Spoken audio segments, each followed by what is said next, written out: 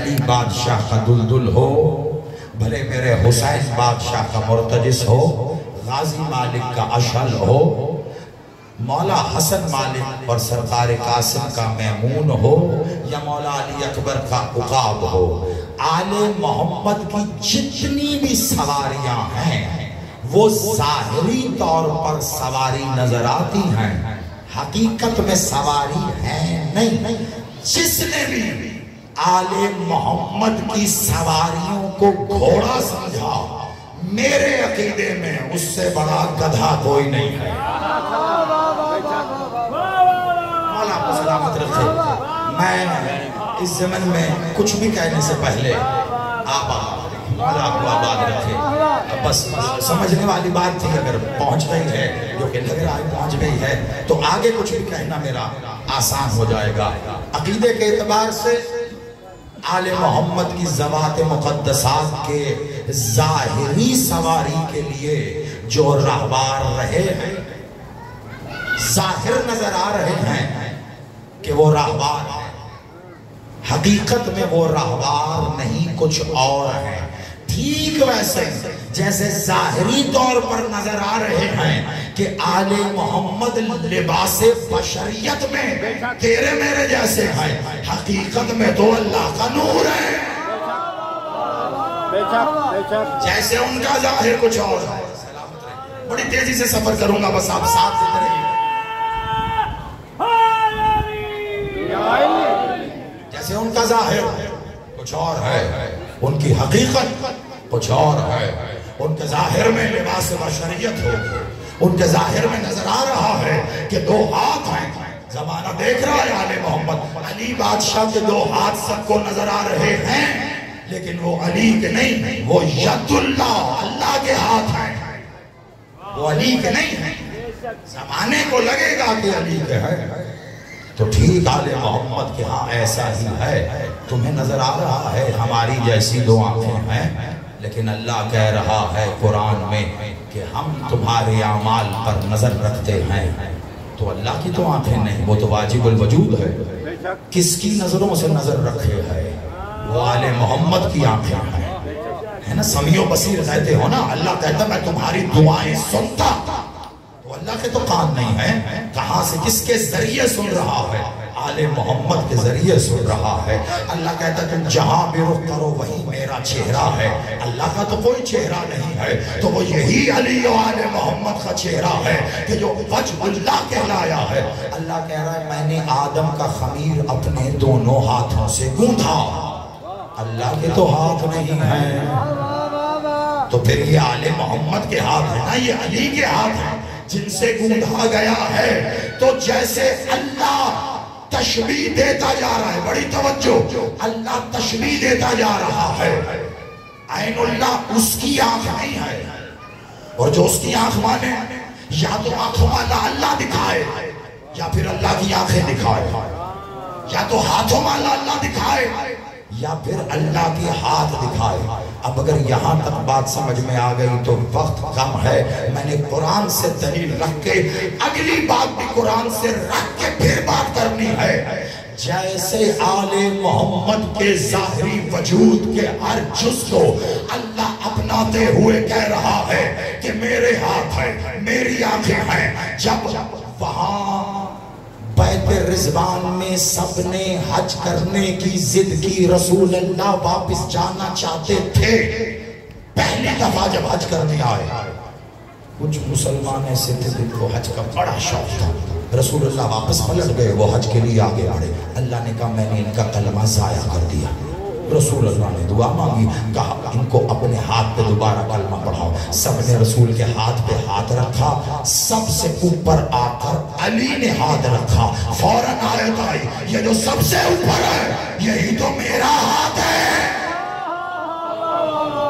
آپ سلامت رہو۔ شب ہجرت میں صرف قرآن سے استدلال رکھ رہا ہوں کیونکہ جو کہنے جا رہا ہوں بعد میں جو پیٹ میں مروڑ اٹھے گا اچھا نہیں ہے، پہلے قرآن کی آیتیں ہوں۔ شب ہجرت رسول اللہ ہجرت فرما کے جا رہے ہیں، باہر عرب کے چھانٹے ہوئے بہترین قسم کے بدترین حرامزادے کھڑے ہیں، رسول اللہ کے قتل کے کیا کیا رسول اللہ نے؟ زمین سے سنگریزے اٹھائے ایسے پھینکا. کیا آیت آئی؟ جیسے رسول اللہ نے مٹی کی وہ ڈلیاں پھینکی ہیں فوراً آیت آئی اے میرے حبیب یہ تو نے نہیں پھینکی میں نے پھینکی ہیں. یعنی اب رسول کا عمل ہو تو اللہ کہتا ہے میں علی کا ہاتھ ہو تو اللہ کہتا ہے میں اور جہاں کا میرا چہرہ وہاں کم از کم آل محمد جہاں کہ میں نے گوندھا کم از کم آل محمد. اب اگر پیمانہ سمجھ میں آ گیا ہے تو پھر جملہ ضائع نہ کر دینا خدا کا واسطہ. وہ حضرت سہل علیہ السلام ایک نبی ہے.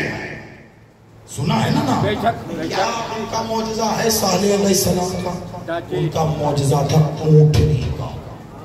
اونٹنی برآمد ہوئی تھی. اچھا تو کیا ہوا تھا؟ اونٹنی آئی تھی. مجھے پورا واقعہ نہیں پڑھنا صالح کا. اونٹنی آئی تھی. اونٹنی پر کیا قوم نے ظلم کیا. عذاب آیا سب پر. ساری قوم ماری گئی. بعد میں پوچھا کسی نے تمہارے بادشاہ مولا صادق سے مولا اونٹنی کی کونچیں کاٹنے والے تو زیادہ سے زیادہ 40 لوگ تھے جنہوں نے اسے مارا. عذاب ساری قوم پر کیوں آیا؟ یہ پیغام دے رہا ہوں رک کر. تیرے بادشاہ نے کہا ظلم کرنے والے 40 تھے باقی سب ظلم ہوتا دیکھ کر خاموش رہے اس لیے سب پہ عذاب آیا. سلامت رہو. بات بہت خطرناک ہے لیکن نقطہ منطقی دے رہا ہوں. مجھے بادشاہ کی سواری پر پڑھنا ہے. سہل اللہ کے نبی ہیں. اونٹنی کس کے لیے آئی؟ سہل کے لیے. تو اللہ کو قرآن میں یہ کہنا چاہیے تھا بڑی معذرت کے ساتھ کہ یہ جو ناقہ سہل ہے اس کو تم نے ذبح کر دیا. یہ جو ناقہ سہل یعنی سالے کی اونٹنی ہے اس کو تم نے ذبح کر دیا.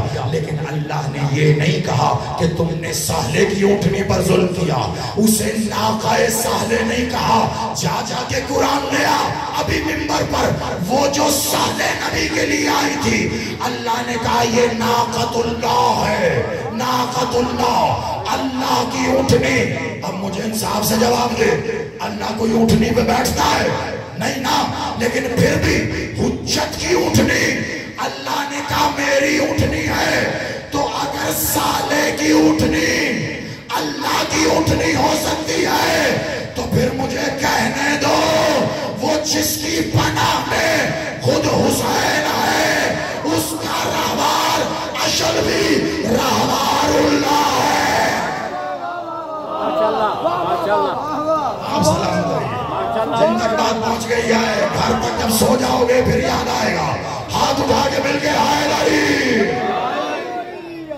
صبح کے ساتھ یہ دل بالا علی مولا علی مولا علی مولا.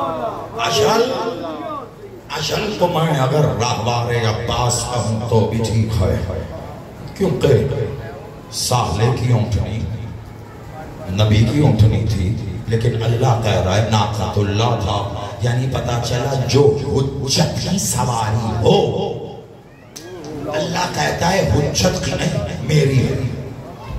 کتنے ہیں بیت اللہ کتنے ہیں؟ ایک. بالکل ایسا ہی ہے کیونکہ مولوی صاحب نے ہمیں بتایا یہی ہے بیت اللہ ایک. اب اگر قرآن ختم نہ کیا ہوتا پڑھا ہوتا تو پھر پتا چلتا. مولوی صاحب تو کہہ رہے ہیں ایک تو پھر اللہ جو قرآن میں کہہ رہا ہے بیوت اللہ. یہ بیوت اللہ کیا ہے؟ اللہ کے گھر. پھر کہوں گا تفسیر البرہان میں زیادہ وقت نہیں ہے رک کے کہتا. معصوم نے پوچھا معصوم سے کسی نے پوچھا مولا بیت اللہ تو ایک ہے یہ بیوت اللہ کیا ہے؟ کہا ہر وقت میں اللہ کی حجت جس گھر میں رہتی ہے اللہ نے کہا یہ میرا گھر ہے. جس گھر میں حجت رہتی ہے اللہ نے کہا یہ میرا گھر ہے. تو پھر خیال رکھنا جس نے حجت کے گھر کی تعظیم کی اس نے اللہ کے گھر کی تعظیم کی اور جو حجت کے گھر کی گستاخی کرے اس نے اللہ کے گھر کی ہے. حجت کے گھر کی نہیں ہوئی تو پھر ایک بات اور بتا دو مجھے بڑی جلدی سے. اگر حجت کے رہنے کی جگہ اللہ کا گھر ہے،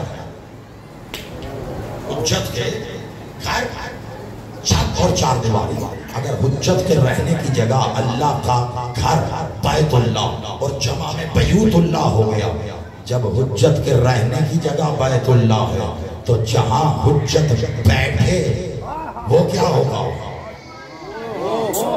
تھوڑا سا بیدار ہونا خدا کا واسطہ، جہاں حجت بیٹھے وہ کیا ہوگا؟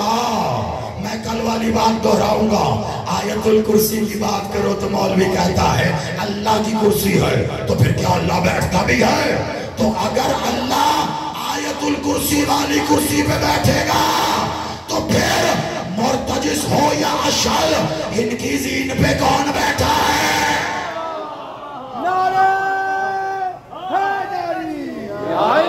اب ہو سکتا ہے کسی ذہن میں سوال آئے کہ زنی صاحب کیا یہ کہنا چاہ رہے ہیں کہ ان کی زین پہ اللہ بیٹھا ہے؟ میں کیوں کہوں؟ معصوم نے خود کو اللہ کہا جو میں کہوں؟ ایسی گستاخی میں کیوں کہوں؟ لیکن معصوم اللہ علی خود کو اللہ نہیں کہتا، اللہ تو خود کو علی کہہ رہا ہے نا۔ اب میں کیا کروں؟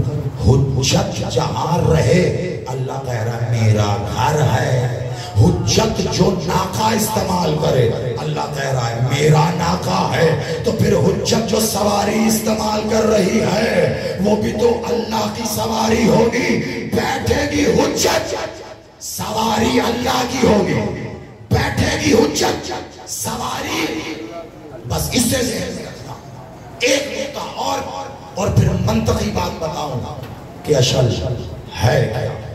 اس ایک نقطے کو سمیٹ لیا تو میری ساری محنت مکمل، اور اتنا ہی وقت ہے ابھی فضائل کے لیے بھی۔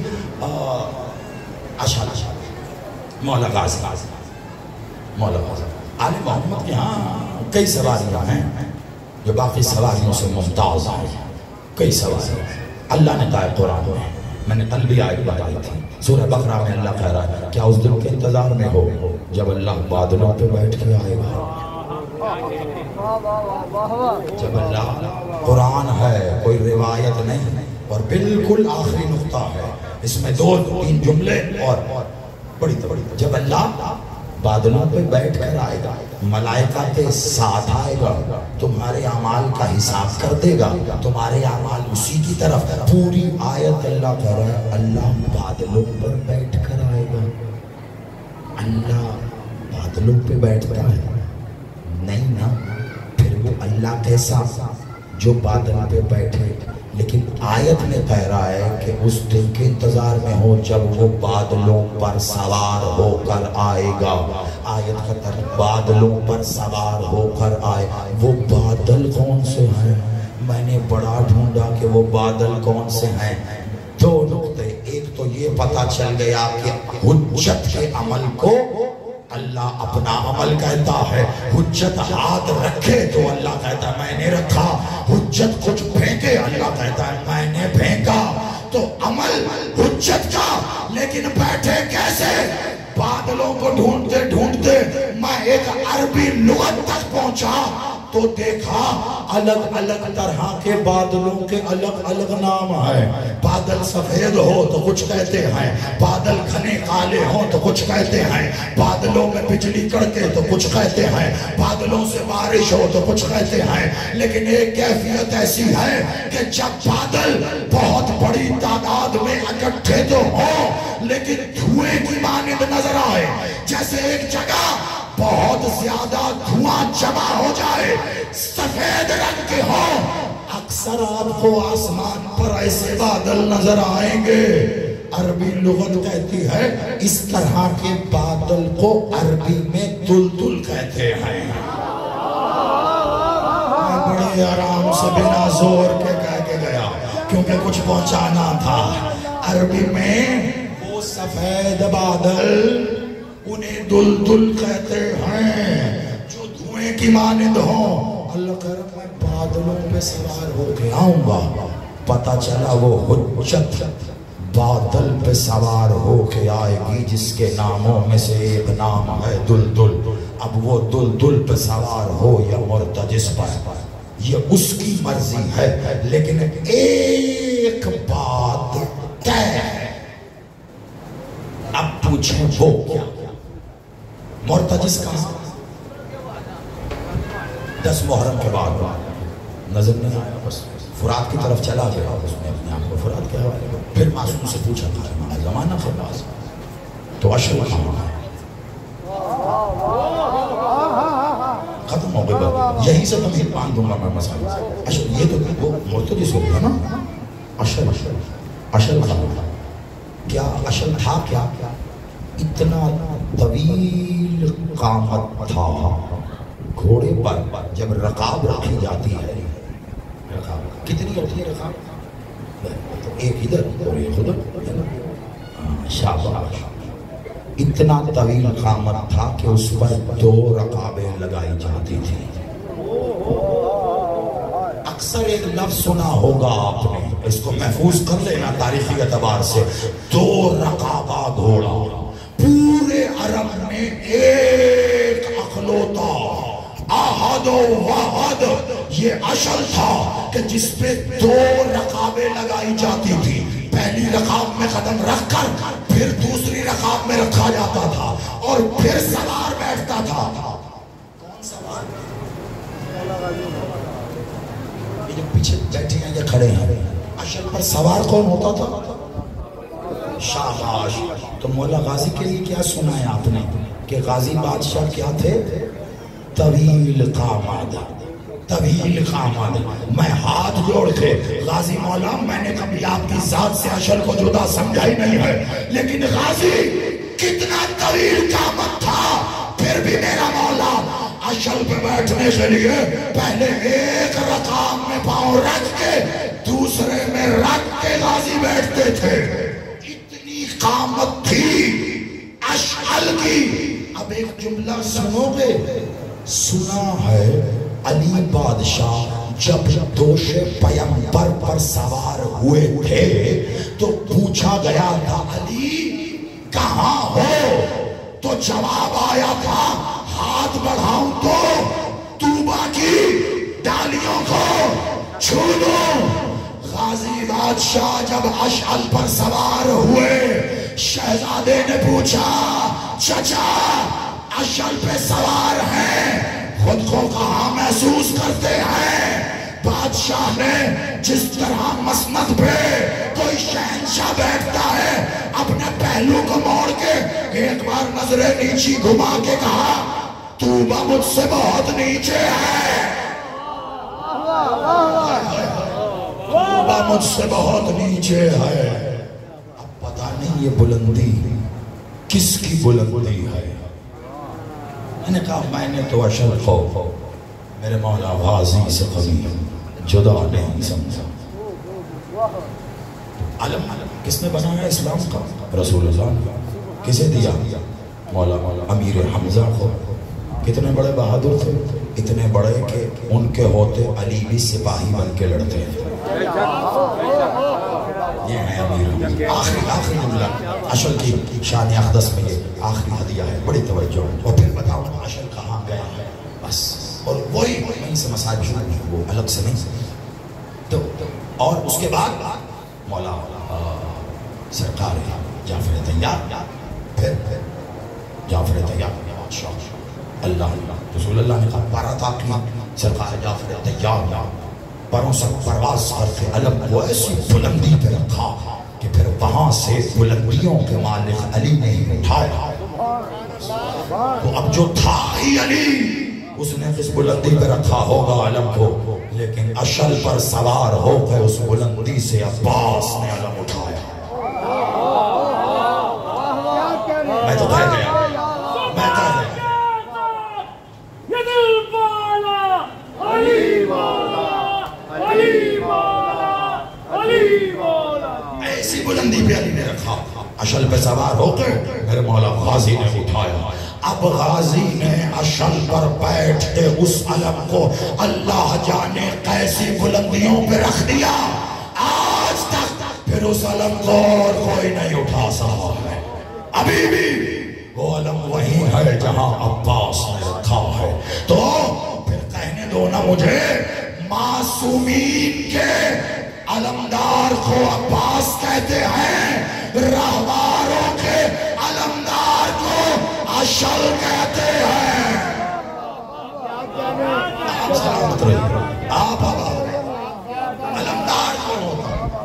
علمدار کون ہوتا؟ میں نے جملہ ایسے نہیں کہا تھا. علمدار وہ ہوتا ہے کہ اگر امیر حمزہ جنگ کر رہے ہیں تو علی سپاہی، کیونکہ علمدار وہ ہیں. علی جنگ کر رہے ہیں تو حسن حسین سپاہی، عباس سپاہی. علمدار وہ ہوتا ہے. اور جب عباس جنگ کر رہے ہیں تو پھر علی اکبر بھی سپاہی.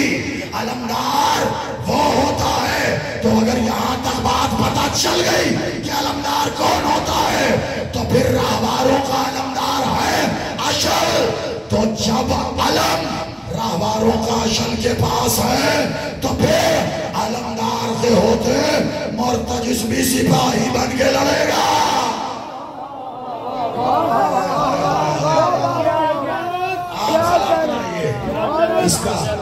اس کا لطف تو مرتجس سننے کے بعد کا ہے، پہلے کا نہیں. اب میں کیا کروں؟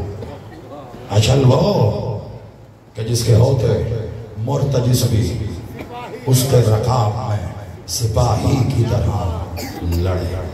اشل اس ذات اقدس کا نام ہے. بھڑکتا ہوا شعلہ، بہت سے معنی ہیں اشل کے، اس میں سے ایک بھڑکتا ہوا شعلہ. کبھی اور شعلہ اس کا بہت بڑا آگ کا علاؤ دیکھو ہوگی.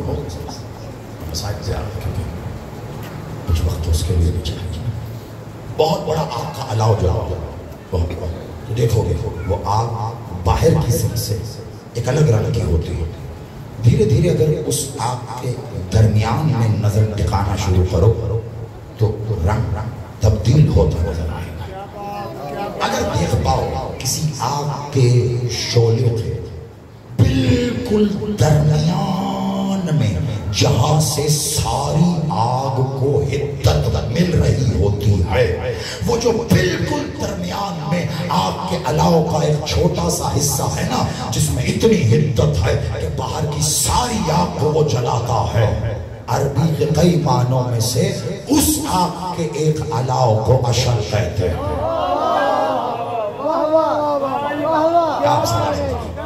میں نے آپ آباد رہی، میں نے آپ ہی کے شہر میں کافی دفعہ یہ خواہش کی کہ کبھی موقع ملے تو مفصل انداز میں مالک نے خیرات دی تھی تو مرتجس پر مفصل پڑھا تھا. اشل پر مفصل پڑھیں تو پتہ چلے. اشل پر مفصل پڑھیں تو پتہ چلے. اس جملے کی وضاحت کہہ رہا ہوں میں نہیں کروں گا. اشل پر مفصل پڑھیں تو پتہ چلے. آخر وجہ کیا تھی کہ مرتجس بنا اجازت حسین کے اشل کو مس نہیں کر سکتا تھا. یہ فضائل سے آگے کی بات ہے. حسین کہتے تو مرتجس جاتا. پتہ نہیں کون ہے اشل. کتنا پیار تھا. حسین بادشاہ کی 4 سال کی بیٹی اپنے بابا سے بیان ہو نہیں سکتا.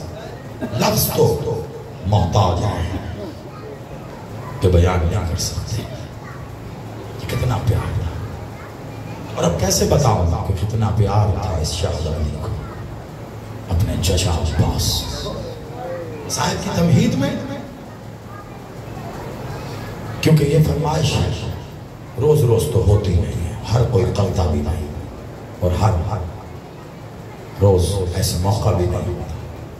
اس لیے آل محمد کے رازوں میں سے ایک راز ہے جس کو آج میں ابتدا میں ہی بیان کر رہا ہوں. بس اس کے بعد مختل کی ایک روایت پڑھ اجازت ہے. میں نے کہا نا کتنا پیار تھا اس بی بی کو اپنے چچا سے. بیان سے بات عرب میں دوسرا گھوڑا نہیں کوئی جو اشل بتا چکا. بعد از کربلا مرتجس تو چلا گیا نا. غار عتیق تیرے بادشاہ سے جاتا مولا ولی اللہ سے رضا ہمراز اور نواح نوحہ قناح مولا ولی اللہ سے بادشاہ تیرے حسین کے ماتمی ہیں اور مرتجس تیرے بادشاہ حسین کا نوحہ پڑھتا ہے.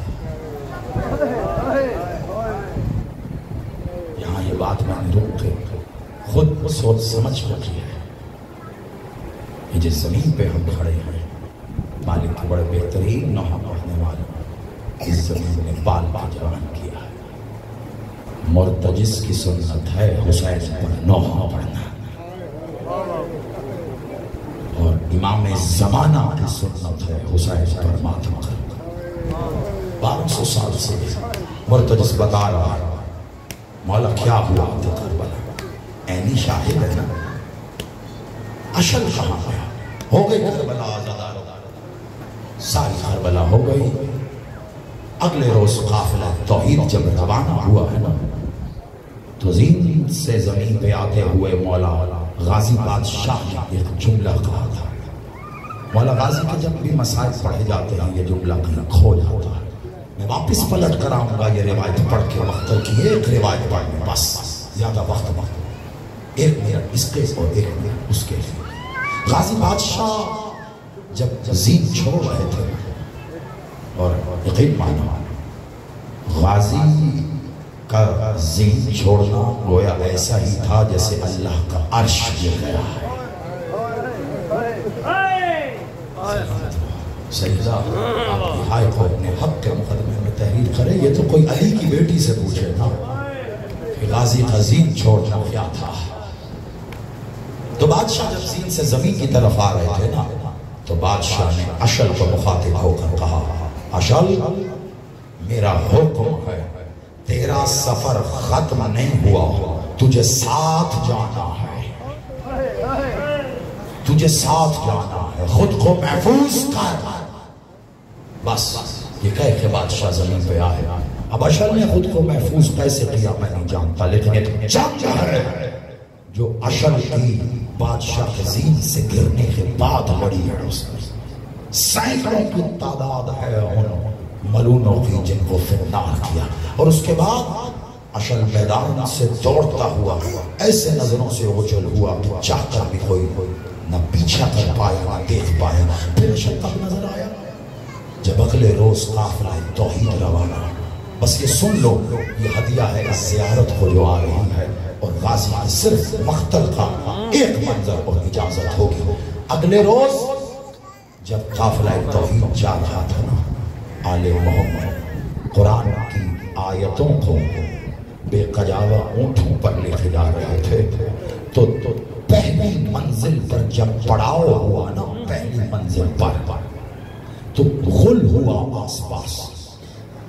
حسین بادشاہ کی 4 سال کی بیٹی نے پھوپھی ماں سے پوچھا اماں یہ کیسا غل ہے اب کیوں شور مچا رہے ہیں؟ ایسا شور تو انہوں نے اس وقت کیا تھا جب میرے بابا کے گردن پہ چھری چلا رہے ہیں. اجر خود اب کیوں شور کرتے ہیں؟ عزادارو پھر منزل اگلی روانہ ہوئی. پھر راستے میں وہی چہمگویاں پھر ہلچل پھر منزل پہ رخے پہلے سے زیادہ شور. ہو کیا رہا تھا؟ اچانک پچھلی منزل سے دور سے کسی نے اشعل کو آتے دیکھا تھا. اشعل اپنی زین کو رکھے ہے. غازی بادشاہ تو نہیں ہے لیکن کیا حکم تھا تجھے ساتھ جانا ہے. اشعل قافلے کے پیچھے پیچھے چلتا تھا. پیچھے پیچھے جہاں قافلہ رکتا ایک منزل پیچھے رک کر اشعل وہیں بیٹھ جاتا. قافلہ چلتا غازی بادشاہ کی وفا کا پیکر اشعل کی صورت میں اس قافلے کے ساتھ ساتھ چلتا. جب دوسری منزل پہ آ کے رکا ہے نا خدا لعنت کرے شمن ملون پر اس نے کہا پکڑ لو اس کو اسے قابو کر لو میں اسے لے کر جاؤں گا اور یزید کو تحفہ دوں گا. میں کہوں گا دیکھ میں عرب کا ایک اکلوتا گھوڑا تیرے لیے لایا ہوں جس کا سوار ہم نے گرا دیا اور گھوڑا تیرے لیے لایا. جیسے کہا اب دوڑے ہیں یہ اشعل کو پکڑنے. عباس کا اشعل کون پکڑے؟ ایک جنگ کے بعد جنگ شروع ہو گئی ہے لیکن جب وہاں پہ یہ معاملہ ہوا حسین بادشاہ کی 4 سال کی بیٹی پھر اٹھی ہے اور اٹھ کے کہتی پھوپھی ماں پھر وہی غل ہے. کہا بیٹا آپ بتاؤ ہو کیا رہا؟ کہا اماں بتا. کہا تیرے چچا کا گھوڑا اشعل. کہا جی اماں. کہا یہ اسے پکڑنا چاہ رہے ہیں تاکہ یزید کو تحفہ دے. بس اتنا سننا تھا. کہا میرے چچا کا گھوڑا اور یہ یزید کو دیں گے؟ آزادار अज़ादारो ये कह के बीबी उठी है, एक टीले के ऊपर बुलंद हुई है और बीबी ने एक बार अपनी बाहों को फैलाया है। जिस तरफ अशल खड़ा था ना, बीबी ने उस तरफ इशारा करके कहा, मेरे चचा के रहबार आजा, तुझे महफूज करने वाली बुला रही है। ये कह के बीबी ने वो दामन उठाया जो शाम गरीबा में जला था, अपने जले हुए दामन को उठाया। अब रिवायत कहती है कि अशल ने एक जस्त लगाई है और उसके बाद बीबी की आगोश में जाते हुए अशल को देखा गया है। अज़ादारो उसके बाद किसी ने अशल को नहीं देखा।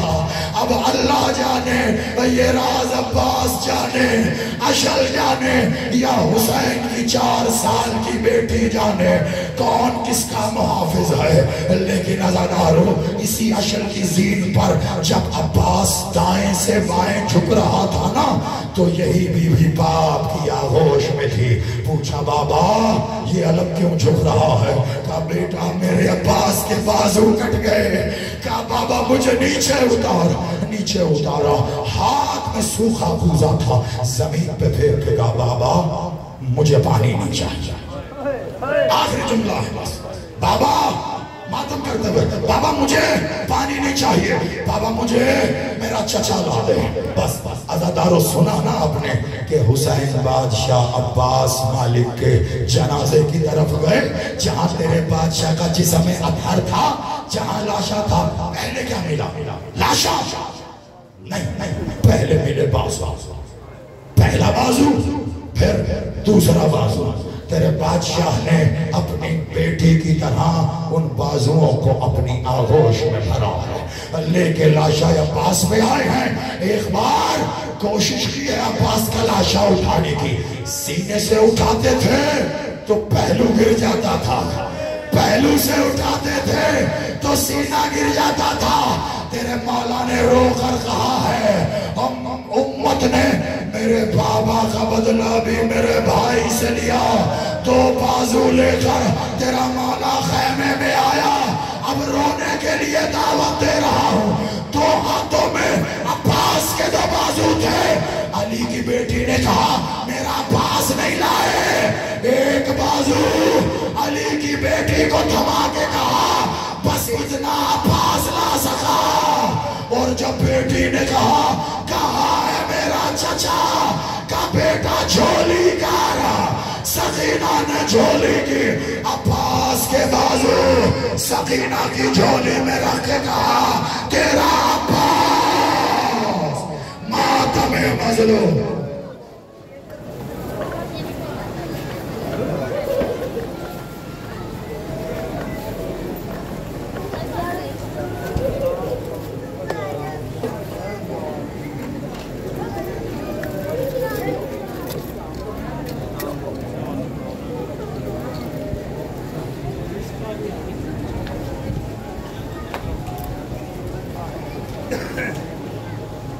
राजा